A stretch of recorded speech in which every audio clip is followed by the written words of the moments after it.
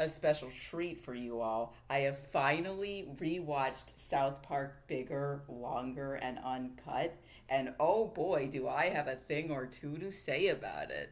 So before I watched Bigger, Longer, Uncut, I did myself a little favor and I rewatched the vast majority of the South Park specials that were contracted in 2020, 2021 when Matt and Trey renewed their contract. And I am pleased to announce that South Park Bigger, Longer, and Uncut does in fact feel distinct from these specials.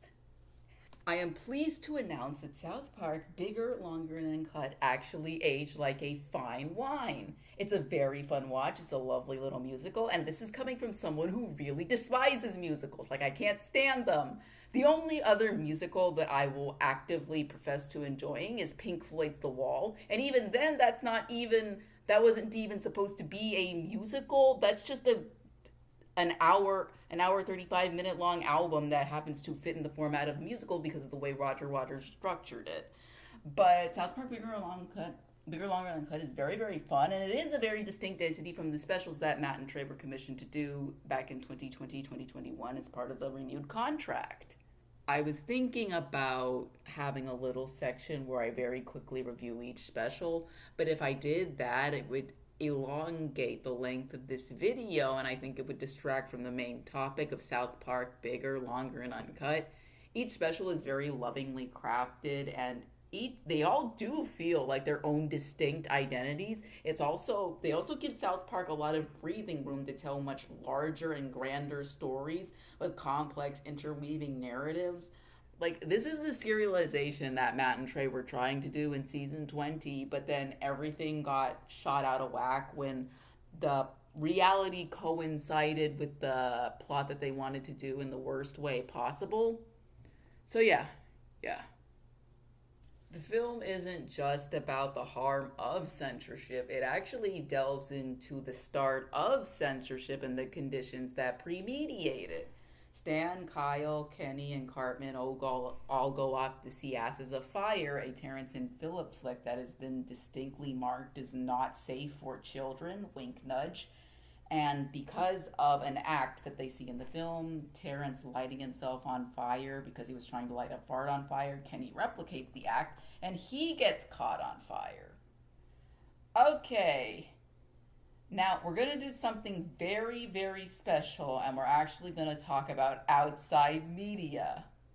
So it's time to talk about Beavis and Butthead. Beavis and Butthead is an adult animated cartoon that ran from 1993 to 1997 on MTV. Beavis and Butthead is about the life and times of two 15-year-olds from Arlen, Texas, the titular Beavis and Butthead, as they try to navigate the neoconservative 90s adult society that Texas had way back in the day. Like, Beavis and Butthead is this multi-layered satire about the youth of the time, but it's not really just about the youth, it's about the conditions that created the youth. It's about the disillusionment of Americana, specifically the Texas Americana, suburban Texas Americana. It's about how all of this conservative ideology mixes with two children who have been laid low by a system that really doesn't care for them and was instrumental in necessitating the conditions that created them.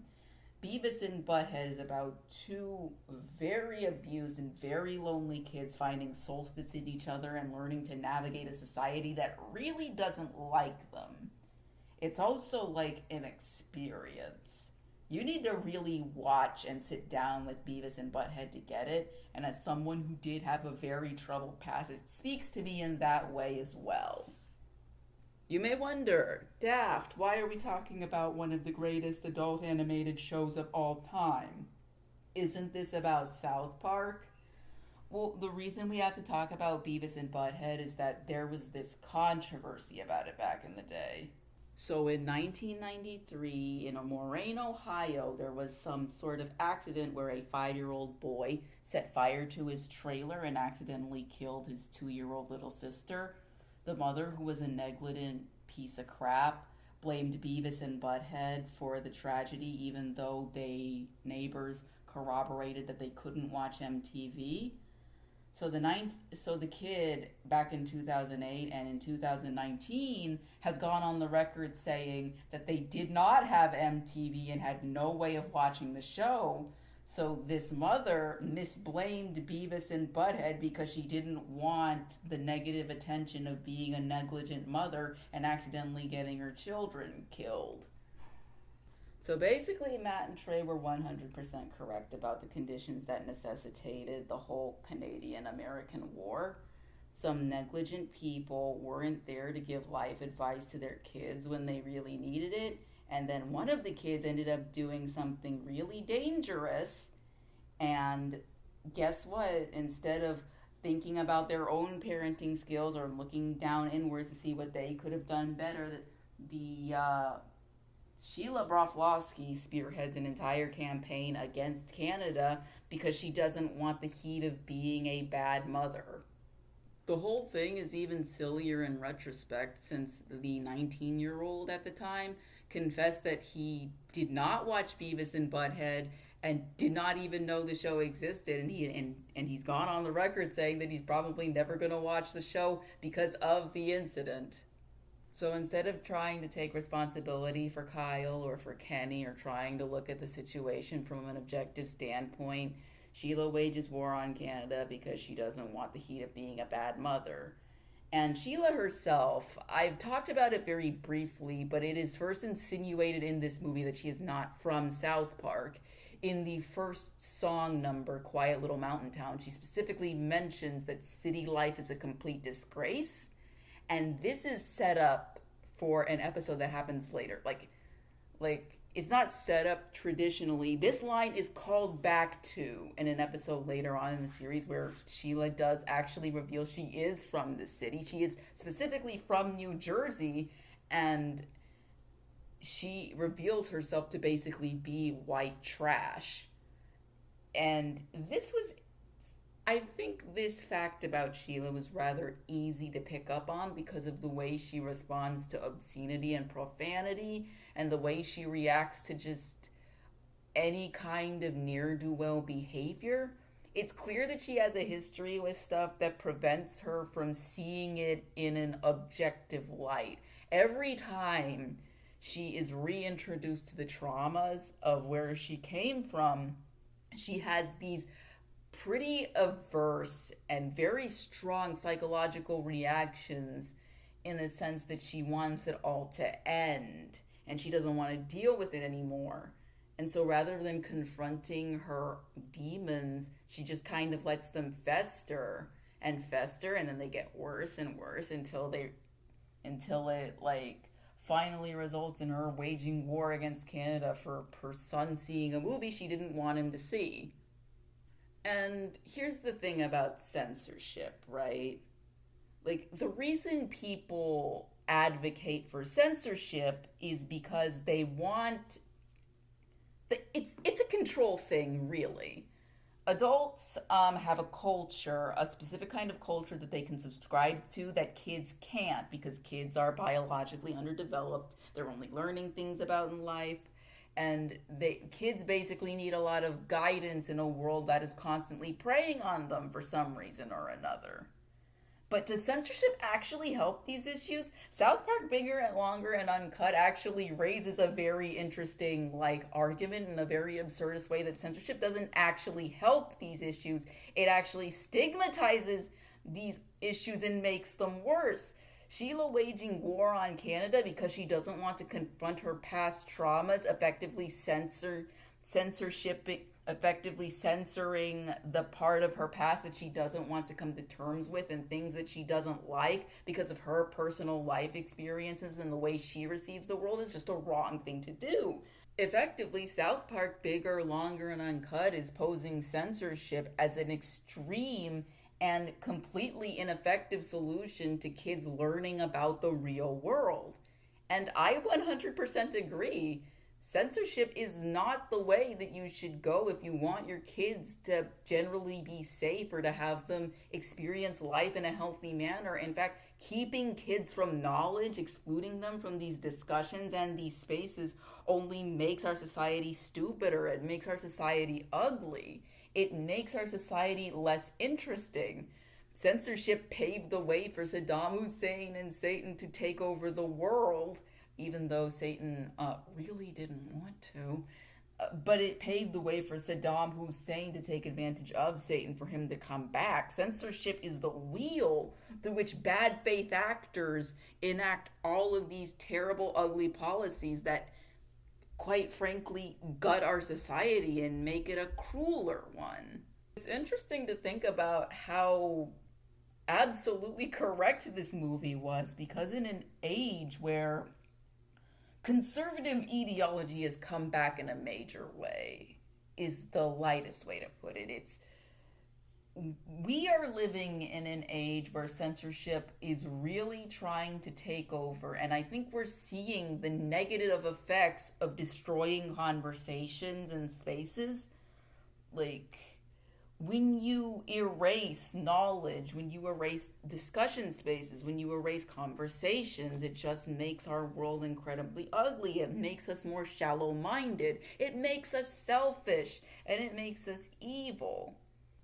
The last thing I want to do is examine how all the mothers react to the Terrence and Phillip movie, the censorship, and the final results of their actions.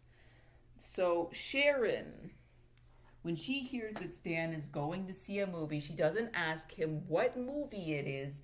All she knows is that he's going to see a foreign film from Canada, and she just assumes that it's going to be one that's age appropriate and that he can watch, because she loves and trusts her son and believes in his judgment enough that she completely lets her guard down, which is an interesting response. It's certainly the most trusting and the most loving, but when she finds out that Kenny's died, her initial reaction, much like the rest of the mothers, is just to punish Stan. Now, Sharon is doing this because she is also a conservative. Like, South Park used to actually depict her as a bit more conservative than she is in current day. But she basically is, like, just a very conservative 1950s house mom who believes she's progressive, but has a tendency of falling back into these beliefs in the most absurdist way possible, because she benefits from these ideologies and she's not going to change them unless some impetus for her to change them comes up. Unlike Sheila and Leanne and Kenny's mom, who is Carol, Sharon is the most open to changing her mind, but her conservative beliefs are so on the down low that you really wouldn't notice them unless you were doing like a political introspective into her character, which is something I find very interesting. We're going to very quickly talk about both Carol, Kenny's mom, and Sheila in the same breath, because I've already gone into this huge diatribe about Sheila. There's only a little bit more to talk about, but Kenny's mom is the one, Carol McCormick. She's the one who gets the least focus in the series, and for very good reason. Kenny's life is very depressing, and there's not a lot of comedy that you can take out of it. You can comment on how society treats the poor, but there's not a lot of comedy that you can draw out of an extremely depressing situation like that. She basically yells at Kenny and tells him that he should go to church or he'll go to hell. Basically that very conservative Christian fear-mongering. Oh, whoops, Carol is also a conservative. Who would have thought? It doesn't really surprise me, because when you're in a situation like that, you kind of have to have some kind of belief system to fall back on. And it doesn't surprise me that a woman of her stature, early 30s, early mid-30s, falls into that belief system because of the society that she was raised up in. A very depressing situation, but it's an unfortunate reality that a lot of women in those situations have to fall on religion in order to help them see them through life. And the only other new thing that I have to add about Sheila is that she completely forgets she has a Canadian adopted son because her marriage is a complete sham. And Kyle is way too scared of her to actually have a real conversation with her. Like, there's a scene at the very end of the movie where the switch gets thrown, and Kyle has this shading around his pants that I think implies that he peed himself out of sheer fear of his mom and the situation, which is a statement. That is certainly a statement. And then we have Leanne. Now, I consider Leanne to be probably the most complicated South Park parent on the entire show because she's the one who has the most developed out backstory. She's the one who has the most lore. She's ostensibly almost a main character. The only thing that prevents her from being a main character is that she's Cartman's mom, which means she is unfortunately forced to take an ancillary role in his life. And Leanne, I think, is one of the most interesting characters in the show, just for how much of an anomaly she is. Like, she isn't married, she's single, she has problems with intimacy, she has problems making friends, and her past, she comes from such an emotionally abusive and internally destructive household that she is basically unable to maintain real relationships in the community and with her family, to a point where she pampers her son to such extreme degrees because she's so lonely. And the thing about Leanne that really gets me in this movie is that she basically lies to Cartman. She lies to him a lot. She does a lot of things that basically directly harm Cartman, and she's never ever truly called out on it because I don't think anybody wants to call her out on it. Cartman is basically a gigantic victim of her negligence, and it really is showcased in this movie how terrible of a mother she is when she's like letting him swear on stage in front of that doctor and in front of the entire PTA to prove that the zapping chip, the V chip, the zapping chip works, and that it physically harms Cartman. Like, he's screaming and everything. Like, it's comedy, shock, and harm, but if this happened in real life, your child would probably die. And that's something to kind of consider when taking a look at her actions in retrospect. She lies to him about the German Scheisse videos. She even grounds him more harshly so she can look good in front of the other mothers, and that's the only reason she grounds him more harshly. And it's clear that a lot of Cartman's emotional problems begin and end with the way his mother treats him, because she didn't have emotional stability in her life that passes on to her son. And unfortunately, Cartman is the biggest victim of Leanne's neglect in that manner.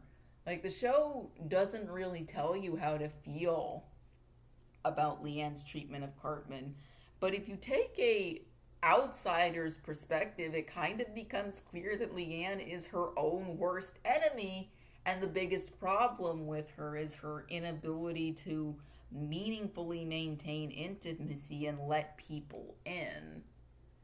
And I think South Park has this very, very quiet, like, resigned treatment of her. Like, Leanne is stuck in her ways and she's not going to change, and she's always going to be the victim in the room because she doesn't want to take responsibility for Cartman, and she doesn't really want to take responsibility for her own behavior. The only reason she had Cartman in the first place was because she wanted to stop being lonely and because society would probably shame her if she got an abortion. She's raising Cartman as a single mother because of her inability to be honest with Cartman. If she was just honest with his dad, who is Jack Tennerman is Cartman's father, I don't imagine that any of this would be the situation.